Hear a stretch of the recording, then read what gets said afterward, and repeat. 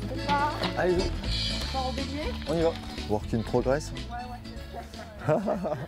Tu sais que les ruminants sont la seule technique d'entretien de l'espace ouvert à créer de la floraison à contre-saison. Tu as déjà vu un coup de tondeuse dans un parc, ça repousse vert tout droit.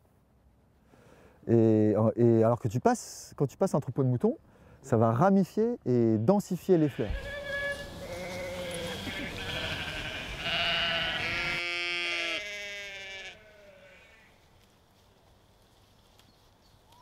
Moi, je suis né à la campagne, en Haute-Marne, une campagne ouvrière, pas du tout agricole. Et puis à 6 ans, j'ai immigré en ville. La campagne m'a manqué, et puis après, quand je suis parti de la ville, en essayant de m'installer en maraîchage à la campagne, la ville m'a manqué. Alors me voilà embêté avec l'envie des deux, quoi. Alors mon père, qui était conseiller d'orientation, m'a conseillé de faire paysagiste. Et grâce à ce milieu, j'ai pu voir les opportunités fourragères en fait, qu'il y avait en ville, et la problématique de gestion de l'espace, et ce doux rêve des urbains de remettre des animaux pour tondre les pelouses. J'ai suivi cet engouement urbain pour le pâturage. Je suis devenu berger à Paris sans voir aucun autre berger de ma vie. J'ai jamais vu de berger. J'ai appris le métier de berger grâce aux gens qui habitent dans les HLM. Dans les HLM, il y a énormément d'anciens paysans. Donc en ville, j'ai pu avoir des techniques de tous les quatre coins du monde. Et puis malgré tout, ayant grandi en ville,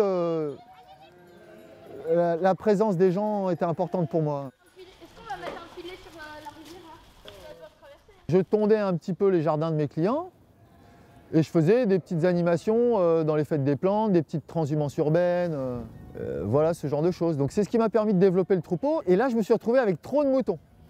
Donc là j'ai commencé à vouloir vendre les mâles à la viande. Mon idée c'était créer de la richesse. Et donc c'est pour ça que j'essaye de réconcilier entretien des espaces verts et agriculture. Et j'étais toujours jardinier à la base, dans l'âme, et je suis toujours. Et d'ailleurs j'ai une pratique de pâturage de jardinier.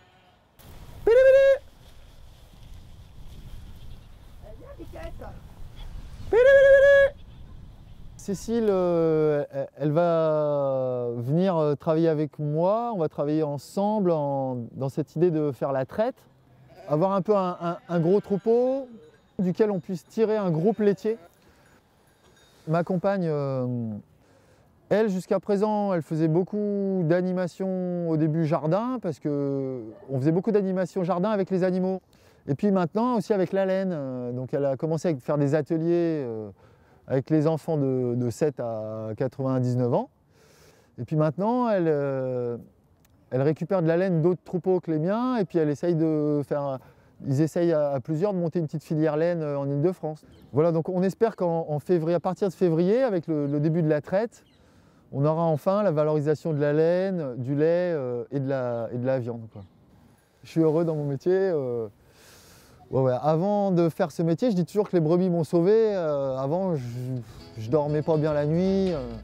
Maintenant, je dors super bien la nuit et je me lève super bien le matin.